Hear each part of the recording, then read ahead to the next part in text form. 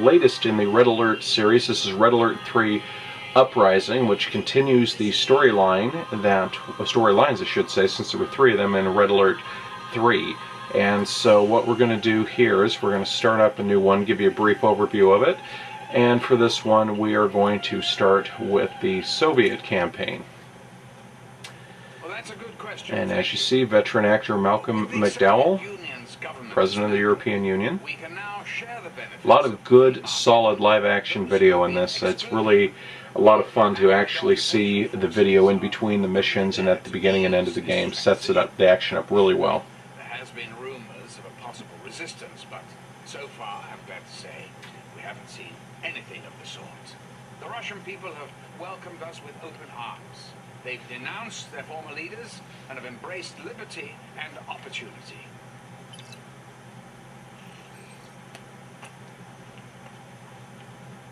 Commander, these are dark times, are they not? We are very grateful that you have joined our cause. The people need leadership if they are to rise against the Allied oppressors. Our resistance movement is well underway, but we have a problem. Our scientists who are instrumental to our new weapons development have mysteriously gone missing. Our scouts have discovered suspicious research facility protected by Allied forces. We must search there for any clues regarding the whereabouts of our scientists. You'll be granted only a small force. It is all we can spare. Find out as much as you can, comrade. Udachi.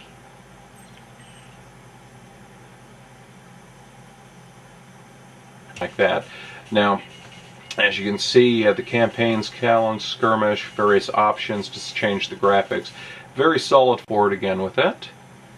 And this time I'm going to take some precautions, and what we're going to do is we're going to bring the units in, and we're going to just basically attack with a more simplified approach. So what we're going to do is we'll come in mass like we did before. This time we'll watch the video briefing en route. Hopefully their combined reports will shed some light on what the Allies are trying to accomplish here.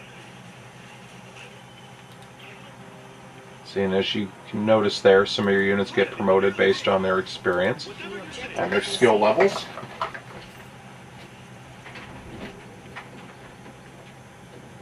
A unit is under attack. And so, okay, we've taken the corner here,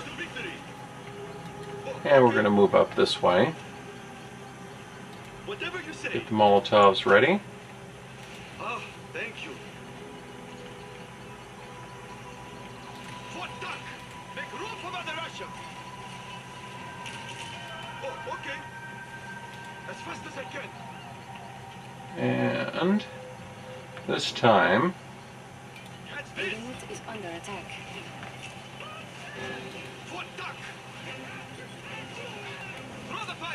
we will continue to attack, pushing forward our advantage.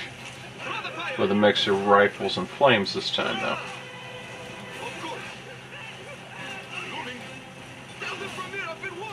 Please stand by for reinforcements. And once again, I got my butt kicked. As you can see, a very challenging game. As the game goes on, there are further missions. As I pointed out before, you will get a look at some of the really fantastic aerial units, flying fortresses. There's multiple campaigns. This one currently does not have a multiplayer option, but it has a very solid solo play. As you can see, it keeps rankings of how you did. There's some of the other missions where you're actually going to get to work with some other people as well. Keeps track of your units lost, total, everything. Get my objectives, see where I am with that. So we're going to make our attempt to get to the team. And of course, we got bad guys already. A unit is under attack. Unit lost. You know, the nice thing is the inclusion of some of the stealth missions. I know that for some gamers, they find them a little difficult because they're so used to the old style where you would just build up an army and simply overwhelm an opponent's defenses, but I kind of like the mix. It's not all about who can build up their army the fastest. You have to use your brain sometimes, and that's a good thing. cocktails to kill enemies inside of garrisoned buildings. The unit is under attack.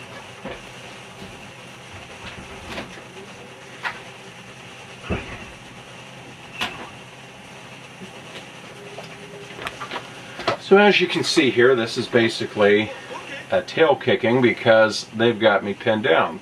So we're going to bring up the old Molotovs and we're going to burn the little buggers out of their home, making sure to get out of the way of the incoming fire, which we've done. Now this building can be garrisonable to put some troops in, but for our purposes we're going to press on. And as you can see, since we've made it to the one point, we are going to get some reinforcements. Some much needed reinforcements because we just got smacked down. Boom, defeated. So, what do? Like any good commander, you go back, regroup, and you go forward again. So I'm going to go. And now that the briefing is underway, it's time for the action. As you can see, I have to rendezvous with the recon team, rescue the scientists, and extract at least one scientist. We can select our difficulty setting. We'll go with this one for this part right here. Get a little bio on the president.